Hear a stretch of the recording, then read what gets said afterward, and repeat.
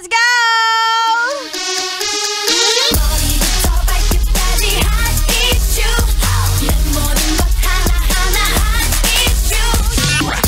Gandang gabi, boy! Mga yes, friend! It's me! It's your girl, DJ Ganda Wanda. Dahil Friday ngayon, hey!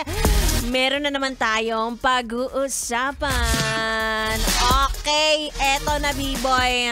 Gusto ko yan! Gusto ko yan. Excited ka na ba? Oo, basta mga chismisan. Alam ko naman, ganado ako dyan. excited ka pag buhay ng ibang pinag-uusapan.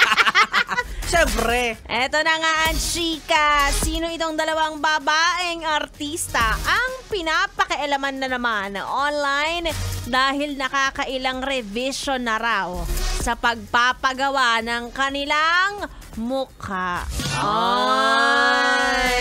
Eto na nga, B-boy, ang chika. Iba na naman daw ang mukha ng maaktres na si Sanya Lopez at RC Munoz. Nakita mo na ba? Yung kay Sanya pa lang.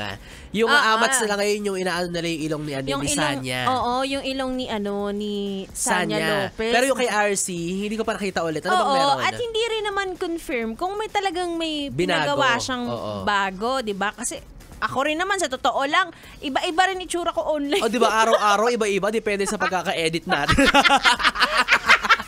Saka depende sa filter natin, di ba? Totoo. Depende pa, di ba? Kapag wala ako sa mood, di mukha akong stress. Di ba? Nakakaloka. So, hindi talaga rin confirm kung may pinabago si RC Munoz. Pero, sa kanyang mga recent TikToks at mga uploaded videos, marami nagko-comment doon na parang eto yung pinaka-bet nilang mukha ni RC Munoz.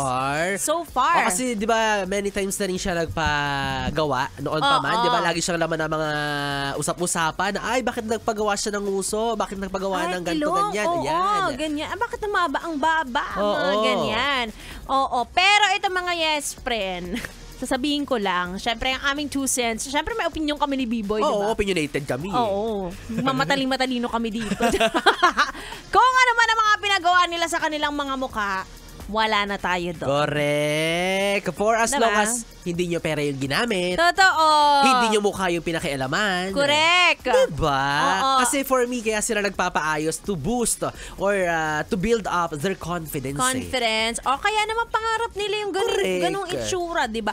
Nung bata kayo, hindi nyo ba sinasabi, sana maging kamukha ko si Angel Locsin? Diba? Si Marian Rivera. Mga ganung sa itsura mo ngayon, paano mo ma-achieve yun kung hindi mo ipapagawa yung mukha mo, diba? Diba? Oo, nakakaloka. Pero yun nga, again, meron ako napanood na recent interview ni RC Munoz na sinasabi niya na at some point, may pagsisisi naman talaga siyang naramdaman sa pagpapagawa ng kanyang fest. Ng fest. Ganyan. Pero wala na, nandiyan na tayo. Correct. Pero, para sa mga nambabati ko sa kanya, sinasabi niya na yung pamilya ko nga walang sinabi. Correct. Suportado nila ako. So, Yun. bakit kayo ang dami niyong sinasabi tungkol sa akin? Diba? At saka yung mga taong nagpapagawa, mga yes friend, hindi naman yan nagpapagawa para wala lang. Diba? Nagpapagawa yan kasi gusto nilang mas gumanda pa, ma-enhance yung itsura nila. Ma-enhance. Correct. Diba? Wala naman nagpunta ng doktor sinabing, Dok, sirain mo nga yung mukha ko. Sirain mo nga yung para ayoko na ng fez. Diba? Dok, papangitin mo nga. Wala naman ganon. Totoo. Diba lahat yan, ang goal nila is to improve. Correct. At kaya nila. Correct. Diba? Kung ikaw ba, alam ko dyan yung mga nagko-comment dyan, pag binigyan sila ng libreng rhinoplasty, hindi ba nila kakagatin? Baka mauna ka pa magpa-anesthesia. Correct. Oo.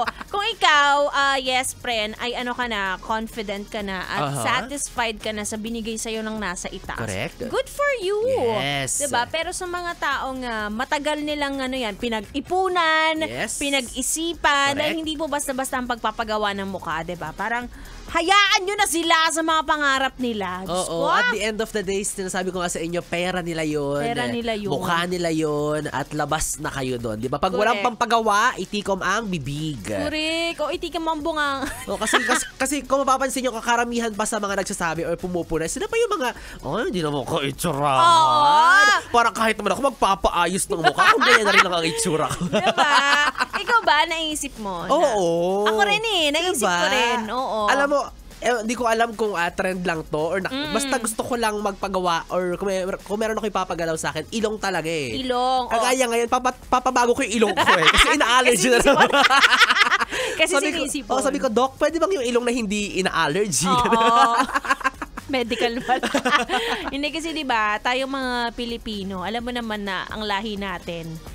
Sabi ni Joshua, karamihan ng mga nagko-comment anime o wala yung DP. Oh, 'di ba? Nakalak yung profile. Nakalak yung profile. O, sino ang totoong pangit? 'Di ba? 'Di ba? You get my point, mga yes pre, no?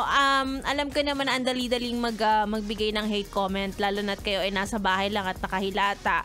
Pero alam mo, nakikita ko dyan, galawang loser. Yes.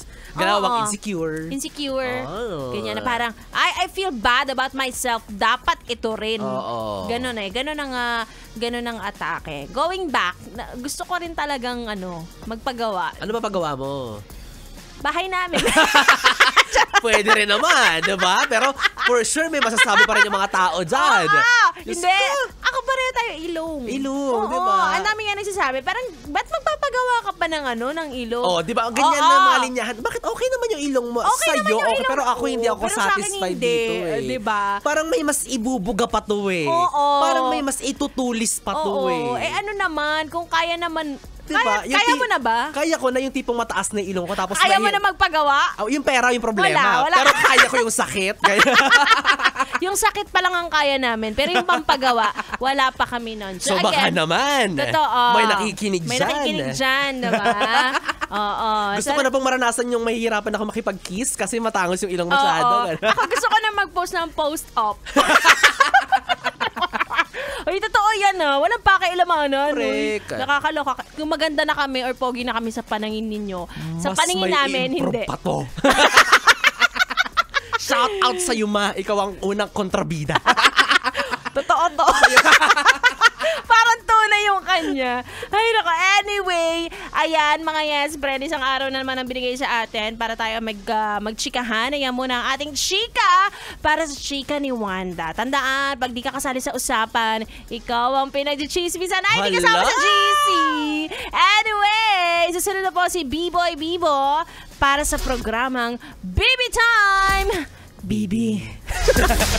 Tuloy-tuloy ang ating dugtugan dito lang sa 101.1 Yes! FM Solid!